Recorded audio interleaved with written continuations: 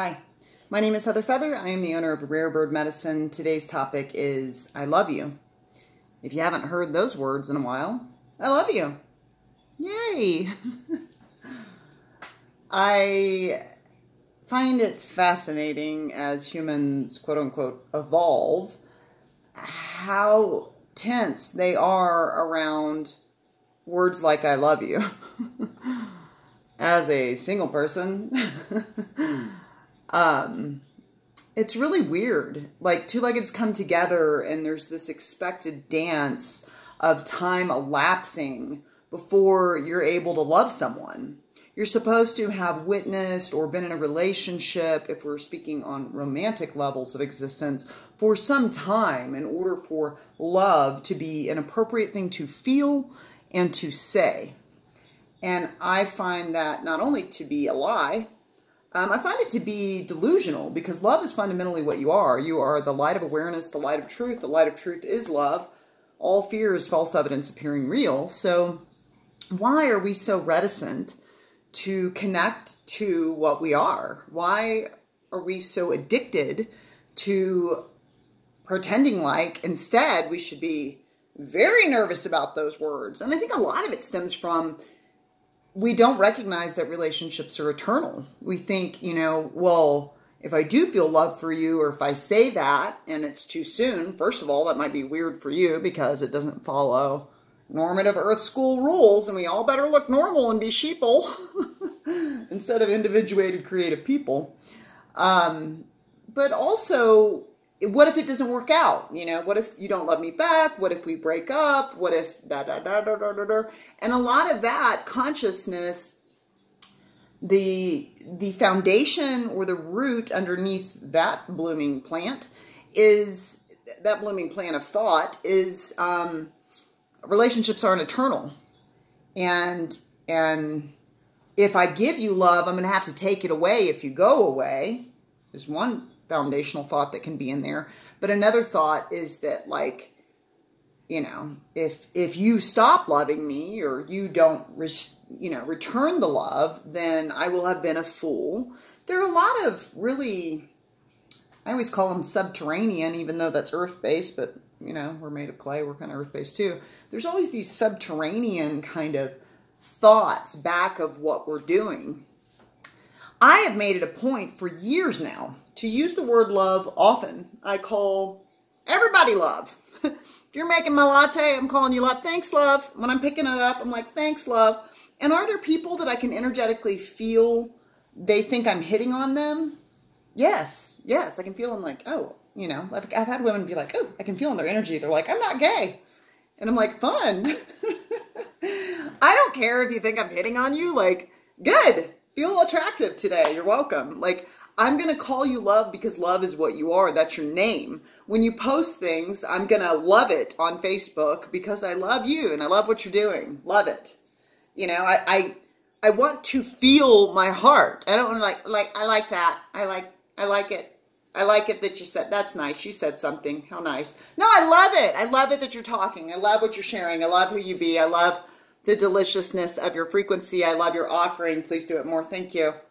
I'm not right. I'm not saying don't like things, or I'm not saying that one should rush into love, but I just noticed there's a tremendous reticence to engage with the word love, to use the love symbol on Facebook. Ooh, don't want that to be misread. Maybe they think I'm hitting on them if I love their post. It's like, okay, calm down, everybody, calm down. It's weird to me when we get into actions that are, the reason that they're present is to, like, oh, I don't want your ego to misread me. It's like, I'm not responsible for how much your ego rules your world. I am responsible for who I'm being in the world and how I'm showing up. And I think there are many teachings throughout the annals of time that talk about love being the answer. Love being the most elevated frequency. If you've ever experienced a four-legged or, an entity from the animal kingdom loving you, if you've ever experienced a two-legged loving you, then you may have experience with the warmth, the richness, how lovely and delicious that feels. But then we can tend to think like, well, love is scary and it's dangerous because if I love and you leave, then I've lost. And you're made of energy all of the time. Fun. Energy cannot be created nor destroyed. Energy is what you are. So not only are you eternal, because energy is the only thing you're comprised of, and it's eternal, relationships are an energetic dynamic as well.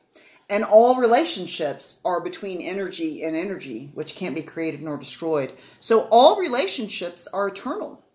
I think that's why often we can feel a little nervous about things that ended aggressively or, wanting to keep everything clean as relationships pull apart, because we know we're going to face them again.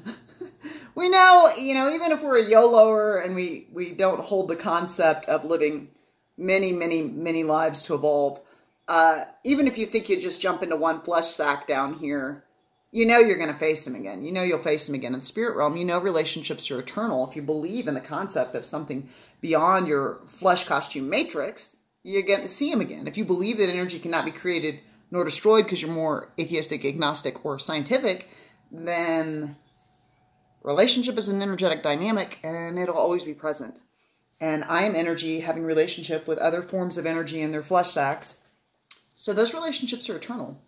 So we know we're going to have to come back around to it. And this is the age of ghosts. I always say I have a lot of ghosts in my hair. And when I say that, I mean dead people. I got a lot of dead people. I'm often trying to pick more up. I got a lot of actual ghosts. But it is a normative in this realm to ghost a person. And that feels more comfortable than saying the truth. As somebody who has had a fair amount of dating experiences, I will tell a person point blank, like, this doesn't feel, our communication doesn't feel like it really matches. I'm looking for something, communication style that includes questions and answers. Feels like I'm listening to you talk about yourself. I also want to talk about myself. I want us to learn about one another. This dynamic feels like a lot of you talking at me, not asking me any questions. Thank you for the opportunity to date me, and thank you for talking with me. But then that person won't say anything back. They'll just be like, whoop. Oh no, I've been rejected. It's like, okay, guys, can we just get honest? Can we get honest? Can we get clear? Can we show up? Can we be present? Can we speak our truth? Can we just speak our truth without it having to mean that you don't matter or you're a piece of garbage because I don't feel alignment? It's okay for someone to not feel alignment with me. I can move towards dating someone and they can feel like, this is not aligned for me right now. And I will absolutely be like, okay, I'm going to move away from this and move towards something else if it's not aligned for you. I'm not going to sit and just be like, I'm worthless. They don't choose me. I mean, there can be some of that the ego will want to trickle in. However, there is value in recognizing that love is fundamentally what you are. Love is what you are. You naturally have this component of your matrix that extends towards love. And there's a lot shaking in the web of life right now that is around fear. Fear of the pandemic, fear of the fires, fear of death, fear of the flesh costume, fear of the ego, fear of relationships not being eternal, fear of, not being able to, fear of not being good enough, fear of my conversation, invitation, and invocation today is, can we step more towards love? I love you. I love this. I love that. I love me. I am amazing. I'm such a gift. There's a lot of two-leggeds thinking they're a burden, thinking that they're not enough. What I can promise you is there's not another two-legged that dictates my value to me. If you don't love me, you don't want to be with me, congratulations for your clarity. I celebrate your clarity. I love that story. And there's 8 billion people almost here at Earth School right now. So by all means, share that truth. And I don't think that makes me unlovable, unworthy of love, or lacking love to share. I think that it simply means it's not what you choose. And can we have the freedom to do that here? Can we have the freedom to say, I don't choose this? It doesn't mean that you're unlovable. That doesn't mean that you're unlovable. It just means I don't choose this. I don't choose this. It doesn't align with my timeline right now, or it doesn't align with my desires. Or I love you is a constant in my life. And I've never enjoyed dating, because dating is one of these things where it's like I have to play the game. We have to do cat and mouse. You have to chase me. I have to be like, oh no, I need to be chased. No, I don't. I'm super self-reliant, super competent. I'm not like help, I'm a woman. I can't do anything. If only my hero from the fairy tales I was read as a child would come save me. Like, I get that that's in my consciousness and ingrained in my conditioning. And also, I've never enjoyed that role. I've had to save myself over and over and over again. Perhaps many of you relate to that. And it's like, I don't need you to come in and save me. I don't need a hero. I'm interested in engaging with humans and having a tribe and having a community and having a beloved, but I don't need a hero. So there's this whole dynamic where we'll like wait for someone to come in and oh, wow. Oh, help her, you know? And then eventually, when it's socially appropriate, we can love. When it's socially appropriate, I can love you. What a goofy way to live. I've never been that way. I love people from go. I love all of you that are watching this video. I love everything that your eyes fall upon. I love everything that you love. I also love everything that you judge.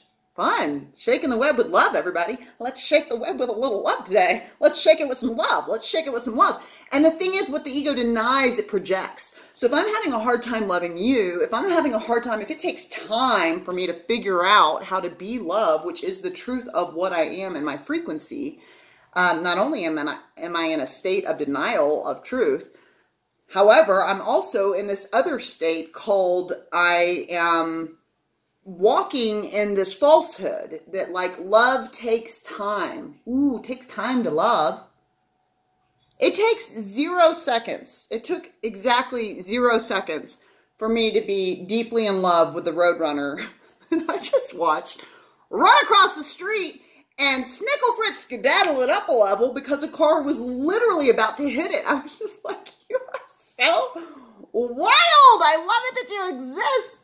You runner of the universe, you little joggy-legged bird. I loved it immediately. Now, why would it be more difficult for me to love something that is of my own matrix, like another two-leg and another being? How does that make sense? Well, we would have some time elapsed. I better observe your character to see if it's lovable. It's like, we're all a bit of a hot mess, and we all have it together as well. Everything here is a double-sided coin, and we're all a bit of all of it. And it's all lovable, it's all lovely, and it's all easy to love. Today, I'm continuing to check in with myself, and a constant practice, medicine person practice for me, is to consider, am I judging anything? Am I hating anything? Where do I have a block to the awareness of love's presence? This would be a teaching from A Course in Miracles and Way of Mastery. We would really come into a space of stepping into love, stepping into our heart space, just slightly left to the center of the chest, literally stepping into your heart. That's a common Sufi meditation, is to sit and meditate with a heart for an hour and to feel the heart and be present with the heart and not let the mind wander and not go cognitive but go emotive. So where is your heart today on the topic of love? Are you able to say I love you to your friends, to your family, to your neighbors? Are you able to share the word love? Are you able to offer love? Do you find that it is challenging to love yourself? Here's today's recommendation and exercise. Stare into a mirror for 5 minutes every single day, loving yourself. You can say it out loud until you can figure out how to feel it in your heart, because you're so darn lovable. I love all of you. Thank you for being part of my crew. You can always go to Rare Bird Medicine. We have some classes coming up in a month or two. Blessed be.